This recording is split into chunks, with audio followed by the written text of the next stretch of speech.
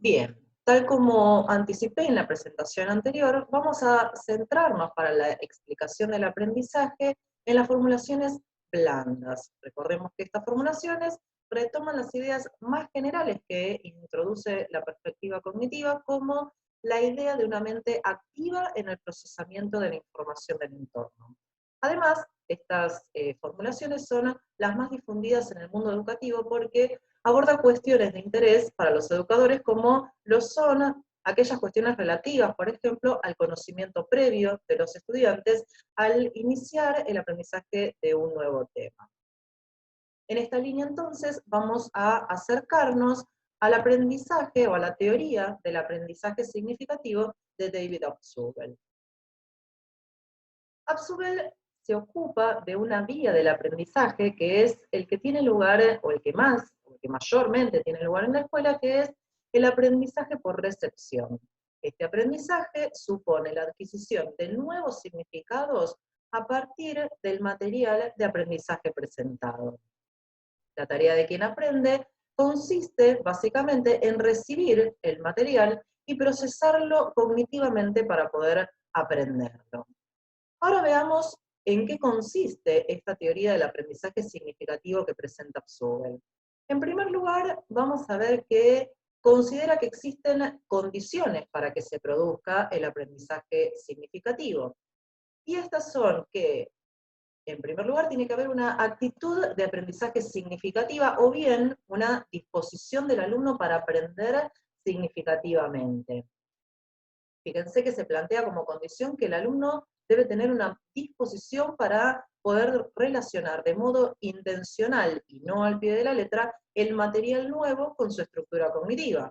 Lo que significa que independientemente de cuánto significado potencial posea el nuevo material, fíjense que otra de las condiciones es que el material tiene que ser potencialmente significativo. En verdad va a plantear que el material va a ser, en principio, potencialmente significativo. Y esto va a estar dado por el hecho de que se pueda relacionar de manera no arbitraria y no literal. Esto va a dar lugar a una significatividad lógica. Y a su vez, que la estructura cognitiva de la persona que aprende contenga ideas, anclajes pertinentes.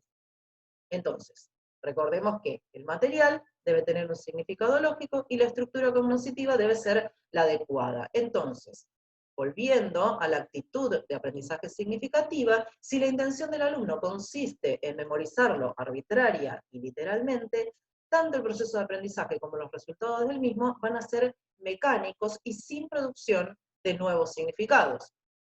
Lo que debemos saber en este sentido es que la disposición para aprender significativamente puede formarse.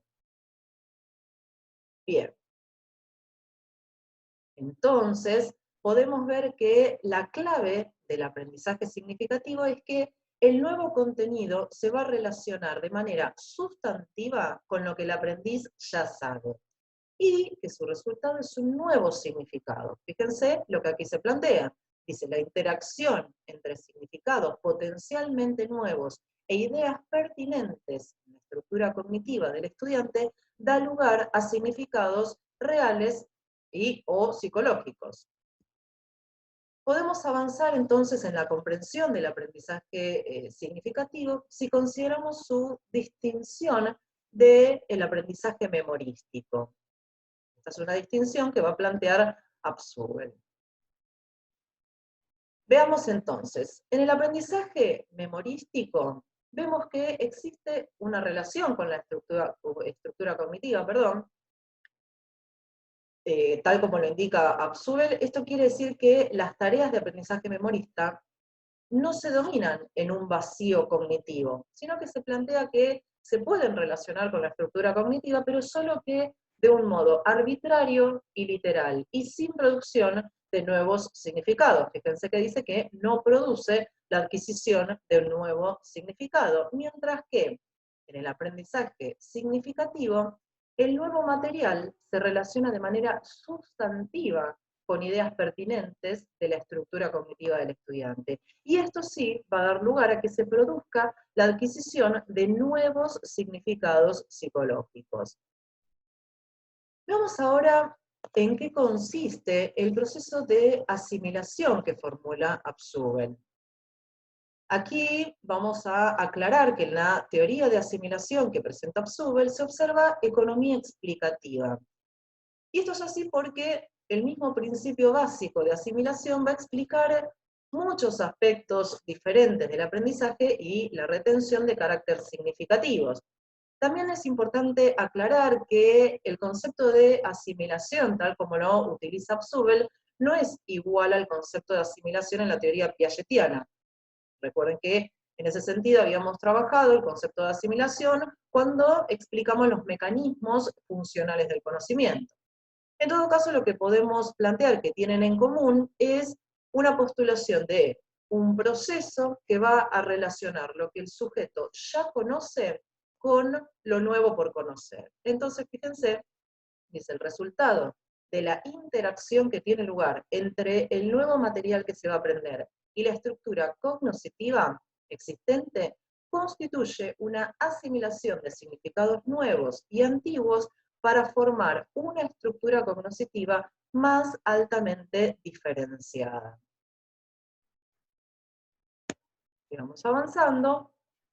Vemos que, a su vez, Abzugel plantea dos etapas del proceso de asimilación, donde el aprendizaje significativo va a constituir la primera etapa de un proceso de asimilación que en verdad es más amplio e inclusivo y que va a constar de otra etapa que es secuencial, natural e inevitable, que es la retención y el olvido. Entonces veamos qué ocurre en la etapa de aprendizaje. Fíjense, dice, las nuevas ideas potencialmente significativas del material de instrucción se relacionan selectivamente con ideas pertinentes y también más generales e inclusivas, así como más estables, ya existentes, ¿sí? Estas son consideradas ideas de anclaje en la estructura cognitiva. Estas ideas nuevas van a entrar en interacción con las ideas de anclaje pertinentes, es decir, estas ideas ya existentes, y el principal producto de esta interacción se va a convertir para el estudiante en el significado de las ideas de instrucción acabadas de presentar. En la etapa de retención, estos nuevos significados que emergen se van a almacenar, se van a enlazar y se van a organizar en el intervalo de retención, es decir, en la memoria, con sus correspondientes ideas de anclaje. Lo que puede apreciarse es que en este proceso interactivo, las propias ideas de anclaje también se modifican de una manera evidente y en una medida variable tanto a causa de las nuevas ideas de instrucción con las que interaccionan, como más adelante por los nuevos significados emergentes a los que se unen durante su almacenamiento en la memoria. Ahora bien, los significados almacenados solo se pueden disociar y reproducir a partir de sus ideas de anclaje como entidades separadamente identificables por derecho propio durante cierto periodo limitado de tiempo.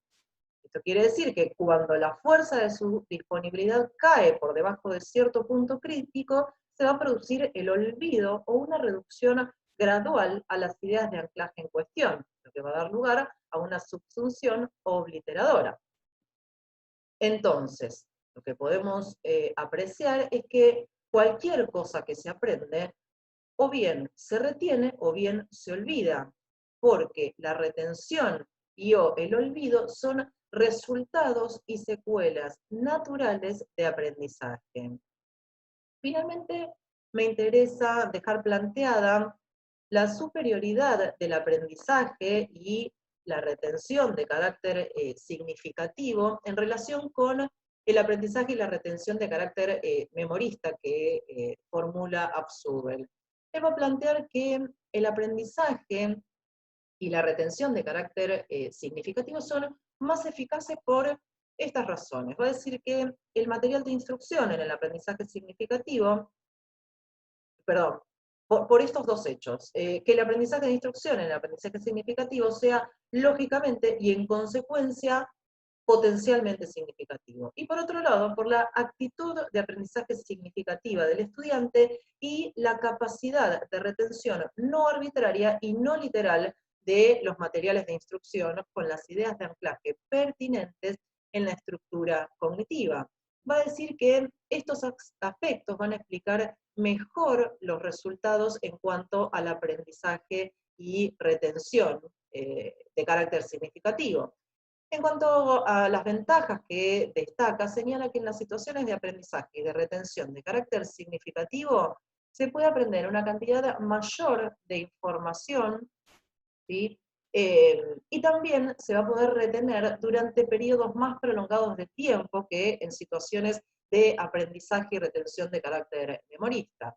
Luego ustedes podrán ver en el material de lectura que tienen a disposición otras ventajas del aprendizaje significativo en comparación con el aprendizaje memorista. Y en la siguiente clase, en la siguiente intervención, que será la semana que viene, vamos a ver de qué manera esta teoría constituye un aporte para pensar en el campo educativo.